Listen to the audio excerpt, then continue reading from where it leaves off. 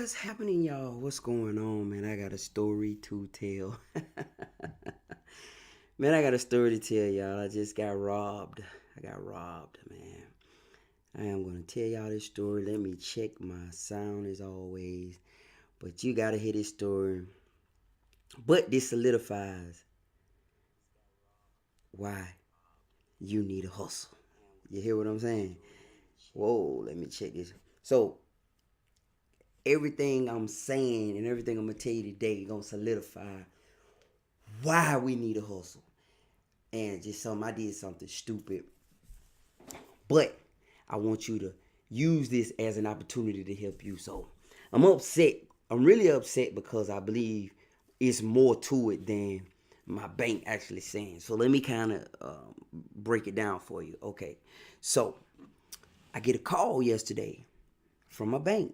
It shows up it's my bank. They calling from the number. Guy called and says, we need to verify some purchases. Like normal. Cool. I mean, got the whole spiel. I said, okay. He said, we need to verify some purchases. He said, he called me, said your debit card ending in this number, blah, blah, blah, blah, blah. I mean, completely professional. Said, we need you to confirm. He said, we don't need your social. We just need you to confirm your debit card PIN. I said, all right, it's my bank. He said, you had some purchases in Miami. Someone was trying to buy $900 worth of stuff in Miami. And we want to confirm that that wasn't you. I said, no, that wasn't me. Cancel that card. He said, will do. Mr. Brown, the card is canceled. Thank you. Boom. Move on. I checked my account. They have used, I don't know what they used. They used some kind of fake card and they made another card and they went to the ATM and withdrew $500 from my account. And fortunately, I caught it. And I was able to cancel the card, right? So I called my bank. And I said, man, look, it's some fraudulent purchases or something going on. What's happening? Like, why am I? Oh yeah, we sent everybody an email yesterday telling you to be careful because we have got reports that people were targeting our customers and asking for certain, information. I said, okay, I'm tripping. I'm thinking through it. And then she said, well, what we're going to do is we're going to do the investigation, but we're going to credit your account back. We're going to do the investigation, blah, blah, blah. And boom. So basically the money will be credited back to my account, but they got to do an investigation. Go to the ATM. She said, go to the branch. It's a credit union and get your new card. I said, all right, cool. So I go in the branch, walk in, talk to the lady behind the desk. She said, oh yeah, they got my stuff too, but they just didn't get any money. I said, okay. So I got to thinking. Number one, how did these people know my number? Like, how did they have my debit card and my number at the same time? Not only did they have my debit card, my number, and my name at the same time. I mean, they had enough of my debit card information that they were able to create a fake card. So I'm thinking, the bank has had a data breach and they not saying anything. That's what the first thing came to my mind. Someone has stole the bank's information and the bank is not telling us that happened.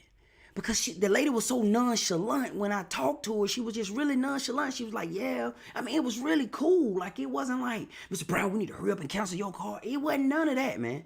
It was straight up like, yeah, and what they do. She said, hold on. And she put me on a hold. And then she got back and she said, we're going to credit your account. It's going to take up to 10 days. We're going to do an investigation, blah, blah, blah. Darn. So the bank done had a data breach. The credit union has had a data breach. And instead of them informing the people, they are trying to warn you not to. So they're saying, hey, look, don't respond to this email or don't answer the phone. Don't do that. Instead of them saying it. So listen, check this out. The whole move is you need a hustle, right? all the while I'm talking this talk. I'm talking this whole you need a hustle talk. And I'm sharing one funnel away. I'm sharing things that you can go use to make money. This situation right here, I'm gonna get the money back. I'm good. Like I don't feel sorry for me. I'm straight, right? But this is the very reason why you need a hustle. If this don't show you, because at any moment your reality can be altered and you have to have another source of income, 4 or 5 sources of income. Now, one thing I did learn, now I'm gonna tell you what I did. I froze my credit because I feel like if they got my debit card information and they got my name, they have my social security number too. So I froze my credit, froze my wife's credit. So it's done. I went to, so if that ever happened to you, I think it's good just to freeze your credit anyway if you're not using it. If you're not really trying to apply for no credit or no loan, man, just freeze your credit. People can't run up no tab on you. So I froze my credit. But you need a hustle and you need multiple streams of income. And I always have approached this topic from the subject of maybe if you lost your job, what would you do? But let's approach it from the topic of what if you get robbed? What if someone break into your bank account? What if, your check don't clear or whatever, right? What would you do then? I remember one time I was working for a company, the company I worked for previously to where I work at now. And I worked. And then Friday came, I got the check. I went to the bank. They said there wasn't any money in the account. The check didn't clear. I was like, whoa, we were dependent upon that money. Now, it cleared the following Saturday, the next day, but what would I would have done if I had somebody waiting on me? I had the bill man put off. So today, I got robbed, like straight up. And I blame myself wholeheartedly. I feel so stupid. Like, I feel so stupid. I ain't even gonna lie. I felt so stupid, like, not me. But I ain't gonna lie. It sounded like they got a serious good game going. Like, the game is good. Like, it sounds, and the number is just like the credit union. It shows up as them on the caller ID. It's a trip. But they knew about it. I'm not even gonna put them on blast. I need my money back. But I'm not even gonna put them on blast. But yeah, man, they got me. But being that me and my wife are okay, and I'm gonna tell you something for spouses. When I say you need a hustle, you need multiple streams of income. If it's 2 of y'all, that means both of y'all have 2 streams of income. You hear what I'm saying? So if it's 2 of y'all and both of y'all work, that's why the Bible talks 2 heads are better than one. Both of us together. So that means y'all have 2 streams of income. We have my wife's stream of income and we have my stream of income, okay? Now, the goal and purpose and focus is to go create more streams of income outside of the job. So when I say you need a hustle, that's all I'm saying. Like, you need to get out here and grind and create some stuff for yourself. So if the bank shut down, right? If somebody steal all your money out the account and the bank gonna credit the money, but it's gonna take them 7 days to do it, what you gonna do? You show up at the bank, act a fool, so what? It don't matter. They still not gonna give you the money. So being that you out here hustling, you got another way to make some money. Cause I told my wife, I said, man, I feel stupid. But the first thing I came in my mind, I said, I'm gonna make the money back. I'm upset that I got robbed. I'm upset that I got ripped off. But at the end of the day, I'm gonna make the money back. You hear what I'm saying? So today, my whole spiel is and will continue to be, you do not need to be dependent upon one source of income. You do not need to be dependent upon one bank account. I'm changing banks, right? I'm changing banks and I'm going to get multiple banks. I think I told y'all about that Digit app.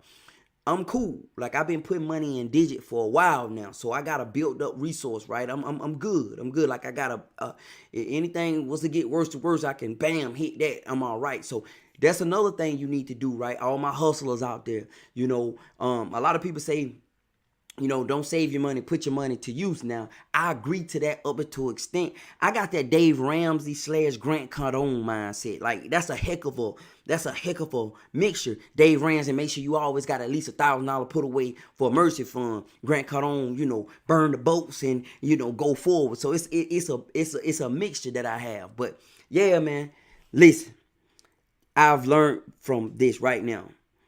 Number 1, always keep you multiple streams of income. Number 2, keep your money in separate different places. Because if I'd have had all my money in that one account, they would have wiped that account out yesterday. That account would have been totally wiped out. And guess what? All my money not in that account. So if you dealing around and you out here hustling and you grinding, man, make sure you keep you more than one bank account. Keep you some money stashed away. And I'm always of the mindset too, man. I'm going to be honest. My daddy was always keep a little knot of money. And anytime when I was hurting, I was younger, I would need to go borrow money from him. He never would go to the bank. He always would just say he'll peel me off from that, right? I'm of the mindset too. I think we need to keep us a little bitty, a little money in the house, cause what happens? What happens? What happens if the bank, shut down? What happens? So being a hustler means being wise too. Being wise. Go buy your safe, fireproof safe, man. Put it somewhere nobody can get to it and stash it, man. And if the house catch on fire, at least you know your money good, right? I have one. I'm not even gonna lie. I got a safe, right? But yeah, man, I got robbed. And it was a smooth game. I felt so stupid when it was over with. They got me. They did. But at the end of the day, I'm going to tell you something. I'm going to be all the way honest with you, man. At the end of the day, we bounce back. We good. We not sick. Now, I can't say that. Early on, it wasn't always like this. If somebody would have hit us across the head for $503, because that's how much it was, 503. The bank charged 503. Sidetrack. How did they able to get 500? Like I got a limit on my debit card for 300. Like that's another story. That's a trip. I asked them that. How y'all get 500? Oh no, your limit is 1,000. When that happened? Like me and my wife never been able to get more than 300. I believe the credit union, man, is got a data breach and they know it. Somebody done got in there. One of them employees printing off cards or something, and they stealing people money, man. So, if somebody call you talking about your pen, man, don't give it to them or whatever, even if it's your bank. I got guys. I was stupid. But yeah, man, listen, multiple streams of income. I'm not a victim of one income. I'm not a victim of one bank account. I'm not that.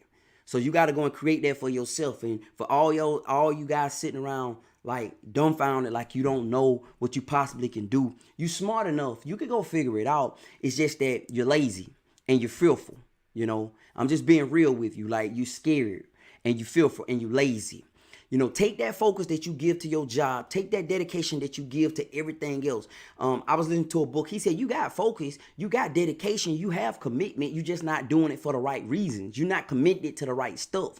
You committed, but it's like if you're drunk, you committed to being drunk. You just not committed to being sober. You hear what I'm saying? So commit yourself to being a hustler. Commit yourself to saying, you know what, I work every day, but I'm going to create multiple streams of income. I got a job that's okay and I make decent money. I don't care if them people paying you $1 million an hour. You still need to say, okay, well, I need to make sure I go and try to figure something else out, because if that stream dries up, the reality is your bills are still going to show up like clockwork. Okay? Your money may fluctuate, but your expenses, like your light bill, your mortgage, your car payment if you have one, your insurance, that's not going to change, man. So since the bill company is not playing, you don't need to either. Since the mortgage company is not playing about their money, their stuff show up every 28th. Like, the money getting ready to come out your account, or you got to make this payment by the 5th. So you need to have that same mindset. Stop passively living life like everything gonna be fine and everything good. No, live life like, you know what, man, the house is on fire. The ship is sinking. That's the stance you need to take, because you don't know what's around the next corner. Fortunate enough for my situation, yes, I got robbed, but fortunate enough for me, guess what? I've been doing okay with my money. So since I've been doing okay with my money, it ain't killing me.